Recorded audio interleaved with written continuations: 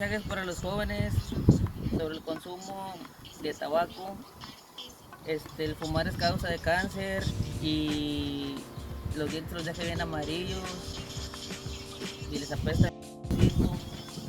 Por favor no fumen, por su salud, no por favor, por su salud y por la de quienes los rodean. Hola, mi nombre es Perla Hernández, estoy aquí con mis sobrinos. Vinimos a dar un mensaje de no a las drogas, no al alcohol ni al cigarro, ya que fumar es la primera causa de cáncer pulmonar. Las drogas afectan a todos los jóvenes, adultos, a mujeres embarazadas, ya que las mujeres embarazadas al no tomar conciencia pueden dañar a sus bebés con una enfermedad pulmonar. Buenas tardes, mi nombre es Marta Isabel, mi hija Betsabe, aparte tengo 2 hijos, soy madre de familia.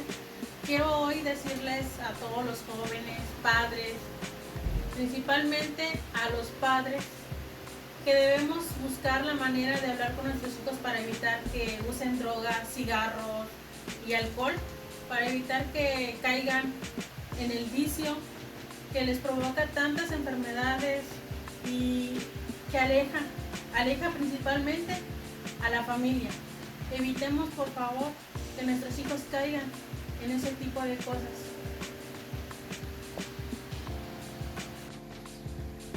Es importante tener reuniones con nuestros hijos para que ellos puedan decir, cuando les ofrezcan, puedan decir no a las drogas y no al alcohol.